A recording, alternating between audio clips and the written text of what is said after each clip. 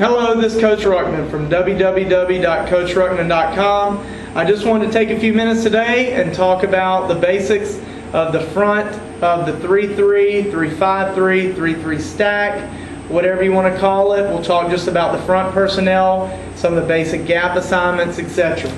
So let's go ahead and just draw it up from the spread look, no tight end. That's generally how this defense came about. It's a pretty decent defense to face the shotgun spread option type teams. Of course, you have your ends. Your ends, depending on what you can do, you can line them up in a traditional 5-tech, or you can put them head up, or you can put them inside at a 4-eye, depending on what you want to do. Of course, you have the nose guard here as well. Depending on what you want to do. Now, you always have 3 linebackers in. The traditional alignment is going to be 5-techs in a traditional 3-3 look, a head-up nose, backer over the tackle, backer over the nose, and a backer over this tackle. That's a traditional 3-3 look.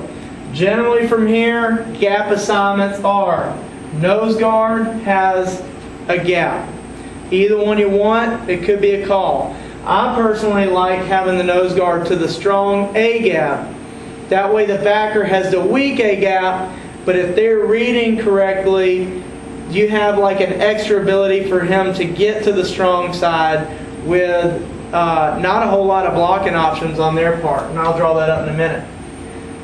Backers here, they're stacked over the tackles, so one nose has a certain A gap. Or if you have a super awesome nose guard, you can make him a 2-gap player. Generally though, the nose has 1 gap. So the backer will have the other gap as a primary. The ends, as 5-techs, they have contain. They have the C gap out there. The backers here, they will then have the B gaps. So, just like that, you have all of your gaps covered. Your A gaps are covered, your B gaps, and your C gap / contain is covered as well. Now, in the 3-3 stack, a lot of people don't necessarily like that 5 technique out there because of the ability for the tackle. I'll show you. The ability for the tackle to get there and block him. That's kind of a problem. So what people have done over the past is go ahead and line the ends head up. Now, from this look, and this would be more of a 3-3 stack look, now the gap assignments are probably the same in base, but you've really protected all of your linebackers here. It's really hard for those linebackers to be blocked because of the head-up nature of the ends. Now, the downside is if they're playing contain, it may be difficult. If they have really good tackles, it may be difficult now to play contain because the reach is a little easier. Another thing people might do from this that I personally find is very difficult to deal with is they may do some type of field shade where most of your big runs, most of your big plays offensively happen to the field. So you may see this look where they'll go ahead and shade the nose to the field, play a 5-tech out there to the field, and then move this end down into a 4-eye. Backers will stay the same, with generally the same gap assignments, except of course, back here now if you see this, you know the end is playing this gap, and now the backer has that contained. And you can use that in your game planning. If you see that type of shade, you know that this must be a change assignment back here. What's really great about this defense is you can bring pressure from a ton of ways. A ton of ways. And in fact, if you're using this defense, you need to use pressure in a ton of different ways. You can do your typical exchange stunt, which is what some people call it, an X type of stunt, where the end goes inside to B, now the backer comes outside to C. You can do twists with your nose and your backer right there, and you can do twists with your backer and end. You can do multiple twists. You can have this twist going on where he's there, ends coming inside, backers coming outside. You can have and go ahead. It's a way to always bring 6 people and you don't know where they're coming from. You have 2 twists here and a straight up blitz there. You can flip that. You can have 2 twists by your ends and backers and nothing really special, your normal technique in the middle. And you could have the double twist going.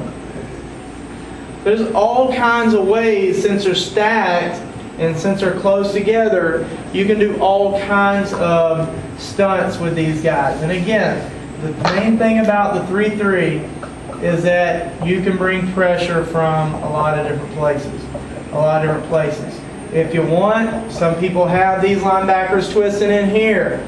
We'll have contain, this A-gap, and then you can do some type of twist stunt here. And again, you have every gap is covered.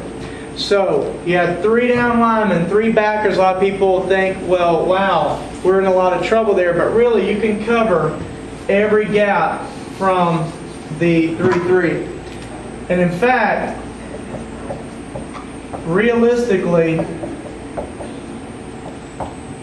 people line up like this, but very rarely do they stay like this. A lot of times they make it look what a lot of coaches that run it, this is kind of like you shift into a 40 almost every start of every play.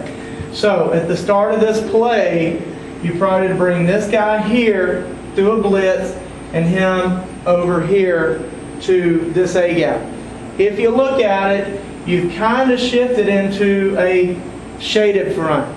You have your delayed 3 tech right there, and you have your shade player right there. So, and you have your 2 backers.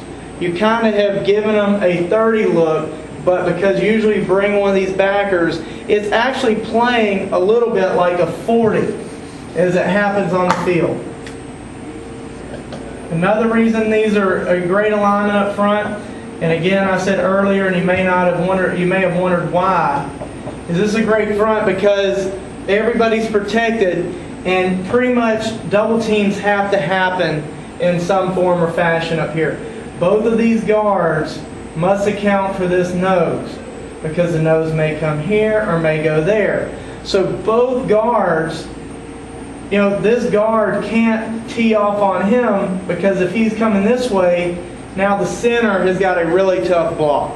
So they want to run the ball to the right. The guard cannot just go down and get the backer because the nose may be bleeding over into that gap. So at the very minimum, in order to run the ball, they must do some type of combo blocking. Something has to be comboed in here.